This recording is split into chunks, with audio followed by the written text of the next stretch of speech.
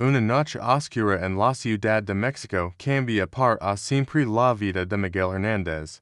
En humil trabajador que, tras ser brutalmente golpeado por la policía, se convierte en el símbolo de una lucha épica por la justicia, la dignidad, y la verdad. Era una noche fría de noviembre en la Ciudad de México cuando Miguel Hernández, un trabajador de construcción de 35 años, regresaba a casa después de una larga jornada laboral, con sus manos calosas y manchadas de cemento y su uniforme de trabajo sucio. Caminaba por las calles mal iluminadas de su barrio, pensando únicamente en llegar a casa para abrazar a su esposa María y a sus dos hijos pequeños. And esta, segura comenta desde que parte del mundo lo estás viendo, y asegurar de suscribir porque la historia de mañana es una que no quieres pin de repente. Las luces rojas y azules de una patrulla iluminaron la oscuridad. Dos oficiales, el sargento Ricardo Vázquez y el oficial Juan Morales, se acercaron a Miguel con actitud agresiva. Oye, indio, que haces aquí estas horas? Gritó Vázquez, usando un término despectivo que hirió profundamente. Miguel, solo regreso a casa del trabajo. Señor oficial, respondió Miguel con respeto, mostrando significación y su pase de trabajo la escalada de violencia sin embargo. Los oficiales no estaban interesados en explicaciones. Seguro robes algo. Todos ustedes son iguales, murmuró Morales, mientras revisaba agresivamente los bolsillos de Miguel. Yo no he robado nada, protestó Miguel, pero su voz se quebró cuando Vázquez lo empujó contra la pared con fuerza. En esa área, Calit, nadie te preguntó. Rugió el sargento, mientras Miguel sentía el frío concreto contra su rostro. Los minutos se convirtieron en una eternidad. Los golpes comenzaron sin previo aviso. Miguel intentó protegerse, pero los oficiales eran dos contra y levaban tolitos y armas. Por favor, tengo familiar, suplicó Miguel, pero sus palabras solo parecían enfurecer más a los policías. Debiste pensar en eso antes de resistir. Minció Vázquez, mientras Miguel yacha en el suelo, sangrando y con fund la humiliación. Publicana pequeña multitud se había reunido, algunos grabando con sus teléfonos celulares. Dispersense, no hay nada que ver aquí. Gritó Morales, pero era demasiado tarde. Las imágenes de Miguel siendo brutalmente golpeado ya circulaban por las redes sociales.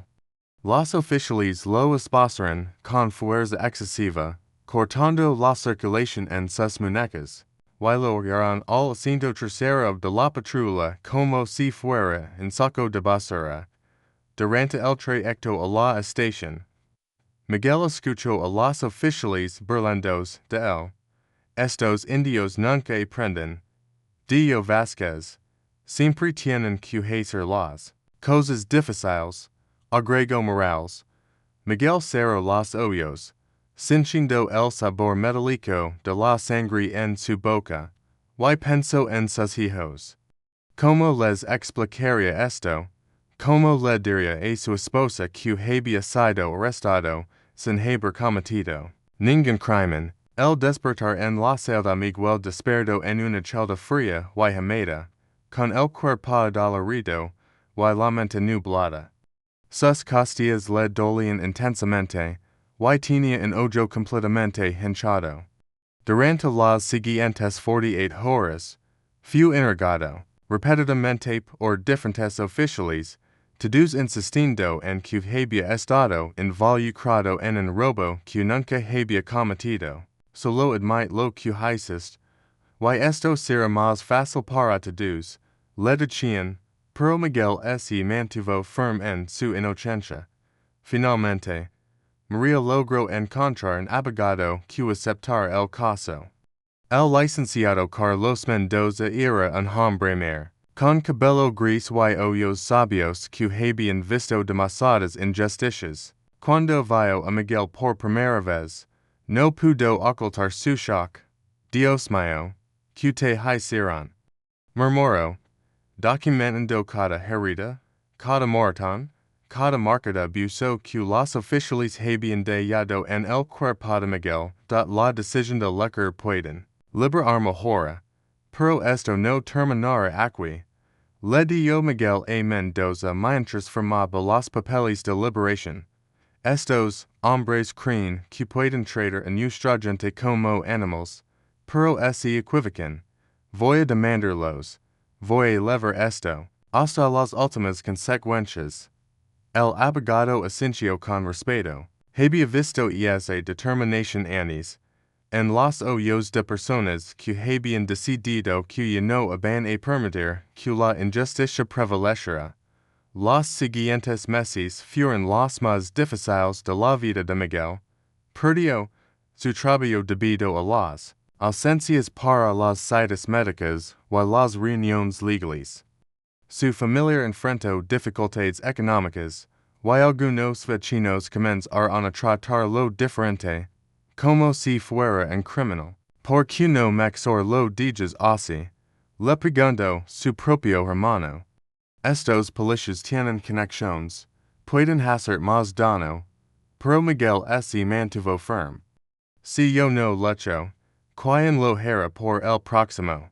Preparando el caso licenciado, Mendoza trabajó incansablemente, recopilando evidencia, entrevistando testigos, y documentando cada detalle del caso. Descubrió que los oficiales Vázquez y Morales tenían un historial de quejas por abuso de autoridad, pero todas habían sido archivadas o desestimadas.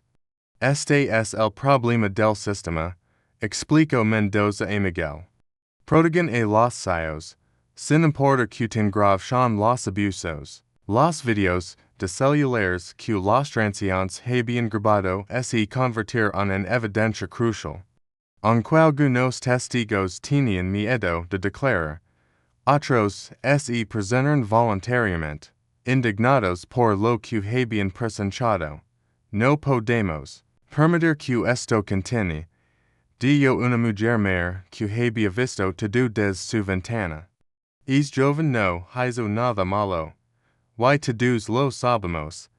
El día del juicio, tribunal estableció hasta la capacidad máxima. Periodistas, activistas de derechos humanos, familiares de Miguel, y curiosos se habían reunido para presenciar lo que muchos consideraban un caso histórico. La juez Patricia Guerrera, una mujer seria de mediana edad conocida por su integridad, presidia el tribunal. Su reputación de ser justa pero implacable había precedido este caso. Miguel se sentó al lado de su abogado, vistiendo el único traje que tenía, prestado por un primo para la ocasión. Sus manos temblaban ligeramente, no por miedo, sino por la anticipación de finalmente poder conocer su verdad. María estaba sentada en la primera fila, con los ojos rojos por la mirada determinada. Hoy es el día, les aseguró a Miguel. Hoy, el mundo sabrá lo que realmente pasó. La defensa policial abogado de los oficiales, el licenciado Roberto Salinas, era conocido por su habilidad para defender casos difíciles. Elegante y articulado, comenzó su alegado inicial pintando a Miguel como un criminal que había resistido el arresto. Señores del jurado. Estos valientes oficiales solo estaban haciendo su trabajo, protegiendo a la comunidad de individuos peligrosos. Argumento con convicción. El señor Hernández no es la víctima que pretende ser, continuó Salinas. Los oficiales respondieron apropiadamente una situación de resistencia y agresión. Las heridas que presenta son consecuencia de su propia conducta violenta. No de abuso policial. Sus palabras resonaron en el tribunal. y Miguel sintió una oleada de indignación. Como podían menor tan de cardamani. El testimonio de Miguel cuando luego el torno de Miguel de testificar. El silencio en el tribunal era absoluto. Con voz temblorosa pero clara, comenzó a relatar los eventos de aquella noche fatídica. Yo solo quería ligar a casa con mi familiar, comenzó. Nunca había tenido problemas con la policía. Nunca había sido arrestado. Solo era entrabajado regresando a casa después de una larga jornada. Describió cada detalle del encuentro, cada insulto racial, cada golpe injustificado. Cuando el sargento Vázquez me llamó indio de manera despectiva, supe que no importaba a lo que dijera hiciera, y habían decidido que yo era culpable de algo. Las lágrimas corrían por su rostro, pero su voz se mantuvo firme. Me golpearon como si fuera un animal, como si mi vida no importara, como si mi familia no importara. Los testimonios de los testigos no por o. Los testigos comenzaron a declarar. La señora Elena Rodríguez, quien había presenciado todo desde su ventana, describió vividamente la brutal golpiza. Nunca había visto algo tan horrible. Testificó. Es joven no opuso resistencia. Solo trataba de protegerse de los golpes. Su testimonio era poderoso, y emotivo. Y varios miembros del jurado se movían incómodos en sus asientos. Un joven estudiante universitario que había grabado parte del incidente con su teléfono móvil proporciona evidencia visual crucial. Decidi. Grabar por algo no se veía bien. Explicó. Los oficiales estaban siendo excesivamente agresivos con alguien que claramente no representaba una amenaza. El video, aunque granulado y parcial, mostraba claramente a Miguel en el suelo mientras los oficiales continuaban golpeándolo. El testimonio del oficial Morales el segundo día del juicio. El oficial Juan Morales fue llamado al estrado. Nervioso y sudoroso, comenzó a repetir la versión oficial de los eventos. Sin embargo, bajo el interrogatorio cruzado del licenciado Mendoza, comenzó a contradecirse. ¿Está usted seguro de que el señor Hernández opuso resistencia? Preguntó Mendoza. Sí, definitivamente, respondió Morales, pero su voz carecía de convicción. ¿Y está usted seguro de que los golpes fueron necesarios para controlarlo? Continuó Mendoza. Morales vaciló, mirando nerviosamente hacia su compañero Vázquez. Bueno, yo seguí las órdenes de mi superior, murmuró. Esta respuesta sorprendió a todos en el tribunal. Órdenes de golpear a un hombre desarmado. Presionó Mendoza. Yo yo solo seguí órdenes. Repitió Morales, ahora claramente, angustiado. El sargento Vázquez en el estrado cuando el sargento Ricardo Vázquez tomó el estrado. Su actitud era desafiante y arrogante. He servido en la fuerza policial durante 20 años, declaró con orgullo. He visto todo tipo de criminales, y sé como manager situaciones peligrosas. Su testimonio inicial fue ensayado y convincente, pero el licenciado Mendoza tenía una sorpresa preparada. Sargento Vázquez, comenzó Mendoza, reconoce usted esta grabación. Procedió a reproducir una grabación de audio a la radio policial de aquella noche. En la grabación, se podía escuchar claramente a Vázquez rindos y comentando. Le damos una lección a es indio. Espero que haya aprendido a respetar a la autoridad. El tribunal se llenó de murmullos, de shock y indignación la confesión. Impactante confront con la evidencia irrefutable. Vázquez comenzó a desmoronarse. Y esa grabación está fuera de contexto. Protestó débilmente. Pero Mendoza no había terminado. No es cierto.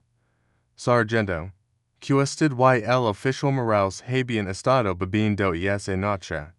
La pregunta quedó como una bomba en el tribunal. Eso es una mentira, gritó Vázquez, pero su pánico era evidente. Tengo aquí los resultados de análisis de alcohol en sangre que fueron tomados después del incidente, continuó Mendoza, mostrando los documentos. Ambos oficiales tenían niveles de alcohol que excedían los límites permitidos para el servicio. La revelación era devastadora. No lo habían abusado de Miguel, sino que habían estado intoxicados mientras lo hacían. El momento de la verdad en momento de desesperación. Vázquez finalmente quebró. Está bien, gritó. Habíamos estado bebiendo, pero solo unas cervezas después del torneo. Cuando vimos a ese tipo caminando, pensamos que se veía sospechoso. Las cosas se salieron de control, pero él no cooperó. Su confesión partial envió antes de shock a través del tribunal. Esta usted admitiendo que golpeó al senador Hernández, sin justificación. Preguntó Mendoza. Vázquez miró a su abogado, quien negaba desesperadamente con la cabeza. Nosotros, tal vez usamos más fuerza de la necesaria, murmuró, pero y acute el se veía sospechoso. Sus palabras sonaron huecas y patéticas en el silencio del tribunal. La sorpresa del juez después de 3 días de deliberación. El jurado regresó con su veredicto. Sin embargo, antes de que pudieran anunciarlo, la juez Guerrera pidió hablar. Antes de escuchar el veredicto, comenzó. Debo hacer una revelación personal que es relevante para este caso. El tribunal se llenó de tensión y expectativa. Hace 15 años, mi hermano menor, también un hombre latino trabajador, fue víctima de un incidente similar, continuó la juez con voz emocionada. Él no tuvo la oportunidad de buscar justicia porque murió a causa de las heridas que recibió. Durante una golpiza policial injustificada, las lágrimas corrían por su rostro, pero su voz se mantuvo firme. He luchado toda mi carrera para asegurar que casos como este reciban la justicia que merecen. El veredicto portavoz del jurado se levantó tembloroso. En el caso del senador Miguel Hernández, contra los oficiales Ricardo Vázquez y Juan Morales, nosotros, el jurado, encontramos a los demandados culpables de abuso de autoridad, agresión injustificada, y violación de derechos civiles. Un rugido de aprobación le no el tribunal, y María abrazó a Miguel con lágrimas de alegría. Además, continuó el portavoz. Recomendamos una compensación de $1,000,000 de pesos para el senador Hernández. Y solicitamos que ambos oficiales sean destituidos de sus cargos y enfrenten cargos criminales. La decisión era más de lo que Miguel había esperado. La justicia, finalmente, había prevalecido la transformación del sistema la sentencia. La juez Guerrera fue histórica. Este caso representa más que una disputa entre un ciudadano y dos oficiales, declaró. Representa la lucha entre la justicia y la impunidad, entre la dignidad humana y el abuso de poder. Ordenó no solo la compensación económica, sino también la implementación de programas de entrenamiento en derechos humanos para toda la fuerza policial de la ciudad. Los oficiales Vázquez y Morales no solo han perdido sus trabajos, sino que enfrentan cargos criminales por sus acciones. Continuó la juez. Espero que esta sentencia envíe un mensaje claro. Ningún ciudadano, independiente de su origen o estatus social, debe ser sometido a este tipo de abuso. Sus palabras resonaron más allá del tribunal, llegando a los medios de comunicación nacional. El impacto, duradero, Después del juicio, Miguel se había convertido en símbolo de resistencia y justicia. Su caso había inspirado a otros a denunciar abusos policiales, y se habían implementado reformas significativas en el Departamento de Policía. Nunca pensé que mi dolor podría convertirse en esperanza para otros. Reflexiona Miguel en una entrevista. Pero si mi experiencia puede evitar que otros pasen por lo mismo, entonces todo valió la pena. María se había convertido en una activista de derechos humanos, trabajando con otras familias que habían sufrido abusos similares. Mi esposo no solo luchó por nuestra familia, explicó. Luchó por todas las familias que han sido silenciadas por el miedo y la impunidad. Su trabajo había resultado en la creación de un centro de apoyo para víctimas de abuso policial. El legado de justicia caso de Miguel Hernández se convirtió en un precedente legal importante, citado en cortes de todo el país. Las reformas implementadas como resultado del caso incluyen cámaras corporales obligatorias para todos los oficiales, entrenamiento intensivo en derechos humanos, y un sistema independiente de investigación de crímenes contra la policía. La justicia no es solo sobre castigar a los culpables. Reflexiona el licenciado Mendoza de Ecos, Después. Es sobre crear un sistema donde estos abusos no pueden ocurrir en primer lugar. Su trabajo en el caso había establecido su reputación como un defensor incansable de los derechos humanos. El mensaje final 5 Ecos, después del incidente. Miguel se paró frente a una audiencia a jóvenes activistas de derechos humanos. Aprendí que la justicia no es algo que se nos da automáticamente. Les digo. Es algo por lo que debemos luchar, cada día, con cada caso, con cada injusticia que presentamos. Su voz era fuerte y segura, muy diferente del hombre cuadrado que había sido ecos atrás. Mi mensaje para ustedes es simple. Nunca permitan que el miedo los silencie. Nunca permitan que la impunidad prevalezca, y nunca olviden que, sin importar cuán pequeños se sienten frente al sistema, tienen el poder de cambiarlo. Sus palabras fueron recibidas con una ovación de pie. Y Miguel supo que su lucha había valido la pena. La historia de Miguel Hernández no es solo sobre un hombre que demandó a la policía. Es sobre la dignidad humana, la importancia de la justicia, y el poder transformador de la verdad. Es un recordatorio de que, incluso en los momentos más oscuros, la esperanza puede prevalecer, y que la justicia, aunque a veces tardía, eventualmente llega para aquellos que tienen el coraje de luchar por ella. La verdadera justicia no es solo sobre ganar un caso, sino sobre cambiar un sistema que permite que estos abusos ocurran en primer lugar. Miguel Hernández, defensor de los derechos humanos,